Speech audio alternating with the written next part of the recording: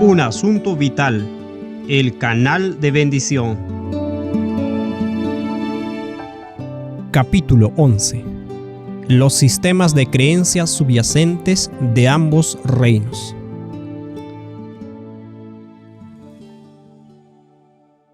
Nos será útil tomarnos un momento para hacer una diferencia entre los sistemas de creencias de Abraham y Nimrod. La diferencia central de ambos sistemas es la creencia de una fuente de vida inherente, opuesta a la creencia de que la vida proviene de un Padre en el cielo. El enfoque de Abraham sobre un punto de vista relacional es el resultado inevitable de creer que uno depende de una relación para tener vida. La naturaleza de la relación se expresa como de un padre hacia sus hijos. La creencia de Abraham de que aquel que le da vida es un padre tierno reduce su necesidad de preocuparse demasiado por proteger su propia vida. La preocupación por protección y defensa no es una alta prioridad. Por esta razón, Abraham se contenta con vivir en zonas rurales, sin ciudades amuralladas ni la necesidad de grandes grupos de personas viviendo juntas para incrementar su seguridad. Luego de que Adán y Eva aceptaron la mentira de la vida inherente dicha por la serpiente, una de las primeras emociones que Adán sintió fue el temor. Leemos en Génesis capítulo 3, versículo 10. Y él respondió: oí tu voz en el huerto, y tuve miedo porque estaba desnudo y me escondí. El resultado de creer que posees tu propia vida de fuente de vida hace que tengas que protegerla. Cuando Dios se acercó a Adán para interrogarlo, Adán percibió a Dios como una amenaza, porque Dios era más poderoso que él. Esta experiencia fue la herencia de Nimrod y los que junto con él creían en la mentira de la serpiente. Necesitaron juntarse en ciudades y construir muros a su alrededor para protegerse de amenazas percibidas. Este temor se transformó en agresión, con la creación de ejércitos para defender las ciudades.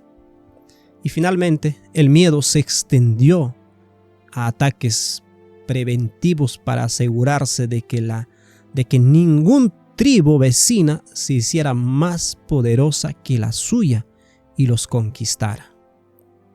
La creencia en una fuente de vida inherente hace que cada persona o grupo de personas se perciba como una amenaza o una oportunidad, la cual hay que monitorear y controlar si es posible, o aplacar para poder sobrevivir. Para monitorear con éxito a los que lo rodeaban y advertirles que mantuvieran su distancia, se establecieron y defendieron dominios territoriales. El reino de Nimrod, impulsado por el temor, está contaminado por la obsesión de la posesión territorial y su defensa. La creencia de Abraham de que la vida fluye de un Padre celestial que bendice a sus hijos, lleva a enfocarse en la necesidad de someterse y recibir esa bendición. El liderazgo del Padre celestial y la sumisión de su Hijo se refleja en los roles del esposo y la esposa y se manifiestan en los roles distintos de simiente y cuidado. Cada miembro de la familia cumple su parte dentro de la felicidad de la familia entera. Notemos la estructura de bendición que Dios le dijo a Abraham. Génesis capítulo 12, versículos 2 al 3. Y haré de ti una nación grande, y te bendeciré y engrandeceré tu nombre, y serás bendición. Bendeciré a los que te bendijeren, y a los que te maldijeren maldeciré, y serán benditas en ti todas las familias de la tierra. Dios habla de la bendición de individuos mediante las estructuras familiares. El principio de sumisión fue demostrado por Sara, quien reconoció que la bendición de Dios fluye por medio de su marido y se refirió a él como Adón, de donde proviene Adoní o amo, señor. La creencia de que la vida fluye desde un punto fomenta los principios de liderazgo, sumisión, bendición y interdependencia. Sara y los hijos dependen de Abraham para recibir la bendición, y Abraham depende de su familia para establecer su autoridad. Los lazos sagrados de la relación familiar no pueden quebrantarse. Por lo tanto, cada miembro de la familia tiene una identidad y un propósito muy claros como parte de la familia. Leemos en Génesis 18:19.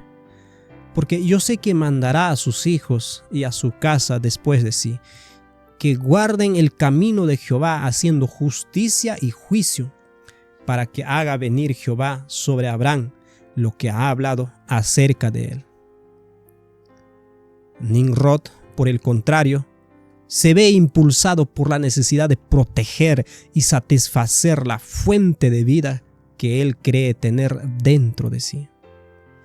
Debido a que cada persona es percibida potencialmente como una amenaza o una oportunidad, ninguna relación puede ser verdaderamente benévola. Las personas deben ser constantemente monitoreadas, manipuladas o apaciguadas.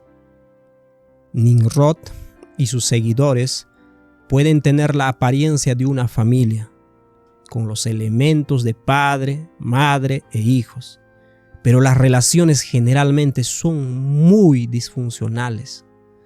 Cada persona tiende a usar a los demás miembros de la familia para satisfacer sus necesidades y deseos personales. Es bueno que un hombre tenga una esposa para evitar la soledad, para tener quien le limpie y le cocine. Es bueno para una mujer casarse para recibir protección y compañerismo. La ambición personal de Nimrod lo llevó a casarse con su madre, simplemente porque ella era físicamente bella y también poderosa. Así, la estructura familiar de Nimrod se transforma en una de hijo por esposo y madre por esposa. Este proceso causó la confusión de roles y por lo tanto la confusión de identidad. La confusión del hombre y la mujer se complica aún más al perder el agente sumiso que enseñaría los roles de sumisión a la siguiente generación. Este hecho fomenta la rebelión de los hijos y la necesidad de los padres de utilizar la fuerza, la manipulación y el apaciguamiento para mantener a los hijos bajo control y mantenerlos satisfechos. La adoración de Abraham se centra en el Padre, creador del universo. La adoración de un Dios personal que da vida. Dios le enseñó a Abraham sus leyes, las que lo habilitarían para mantenerse conectados a la vida de Dios, y esta conexión se ratificó con un pacto. En Génesis 26:5 leemos: por cuanto oyó Abraham mi voz y guardó mi precepto, mis mandamientos, mis estatutos y mis leyes. El mandamiento clave que identifica al Dios que Abraham adoraba era el sábado. Conmemoraba al Dios creador que requería que sus adoradores descansaran de sus labores y descansaran en las obras de Dios. Este proceso de descanso servía de recordatorio de que toda la vida proviene de Dios y que los humanos dependen totalmente de Dios. La misma naturaleza del sábado era relacional, porque las relaciones se esculpen en el tiempo. No hay objetos visibles de adoración, sino solo el tiempo para estar en comunión con el Dios invisible e infinito. Esta adoración es contemplativa, tranquila y gozosa, tal como leemos en Isaías 26:3. tú guardarás en completa paz a aquel cuyo pensamiento en ti persevera, porque en ti ha confiado. El sistema de adoración de Nimrod gira alrededor del despliegue de la fuente de vida inherente en uno mismo. Por lo tanto, requiere despliegues visibles de poder. El objeto más poderoso en nuestro sistema solar es el Sol. El Sol hace que las cosechas crezcan y da calor y luz a los hogares de los hombres. En este contexto, la adoración del Sol es la adoración del poder inherente. Cuando murió Nimrod, su madre o esposa declaró que él continuaba viviendo con la forma del Sol. Por lo tanto, el objeto inanimado del Sol tenía una conexión relacional con la persona de Nimrod, a quien ahora podían adorar. Cada mañana al salir el sol, los adoradores se inclinaban a la salida del sol, al gran poder de Nimrod, el poderoso cazador, ahora manifestado en el poder del sol. Ya que Nimrod era un simple hombre, este culto era esencialmente la adoración a uno mismo y a la creencia de la vida en uno mismo. Esta adoración de cuerpos celestes se extendió a los planetas y las estrellas, pero se preservó un día especial para el sol cada semana, el domingo. Los únicos conceptos de la ley en el reino de Nimrod son los de hacer lo que te plazca o hacer lo que puedas hacer si puedes salirte con la suya.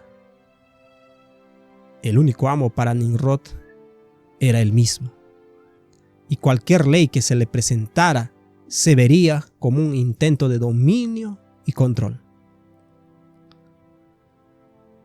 La visión que Abraham tenía de la muerte era que cesaba toda conciencia o conocimiento. La muerte es vista como un sueño prolongado, donde no hay percepción de lo que se le rodea, ni perspectivas del tiempo. Debido a que el hombre no posee vida en sí mismo, deja de existir cuando muere. La única manera de seguir viviendo es a través de la resurrección realizada por Dios, el dador de la vida. Leemos en Hebreos 11, 17 al 19 con referencia a Abraham. Por la fe a Abraham, cuando fue probado, ofreció a Isaac, y el que había recibido las promesas ofreció su unigénito, habiéndosele dicho: en Isaac te será llamada descendencia. Pensando que Dios es poderoso para levantar aún de entre los muertos, de donde en sentido figurado también le volvió a recibir. Abraham aceptaba la realidad de la muerte, creencia que fue transmitida a este mundo a través de Adán. Esta aceptación implica reafirmar que el hombre no posee vida en sí mismo, y es la contraparte perfecta de la adoración del sábado, que nos señala la fuente de toda vida, Dios. La aceptación de la maldición de la muerte hacía que fuera real el sacrificio del cordero que Abraham ofrecía en el altar. Leemos en Génesis capítulo 12, versículo 8. Luego se pasó de allí a un monte en el oriente de Betel y plantó su tienda, teniendo a Betel al occidente y a Jai al oriente, y edificó allí altar a Jehová, e invocó el nombre de Jehová. La realidad de la muerte nos demanda creer en un Salvador que restaura la vida, que vuelve a conectar el canal de bendición. Con inmolar al Cordero durante la adoración, Abraham reconocía la muerte del Salvador que vendría, quien provee su aliento y que cada latir del corazón. La mentira de la serpiente hizo que Nimrod y sus seguidores percibieran la muerte como una transacción a otra esfera. El que poseía inmortalidad no podía morir, sino solo pasar a otro lugar, como vemos demostrado en la historia de Nimrod, que pasa al sol y adquiere aún más poder.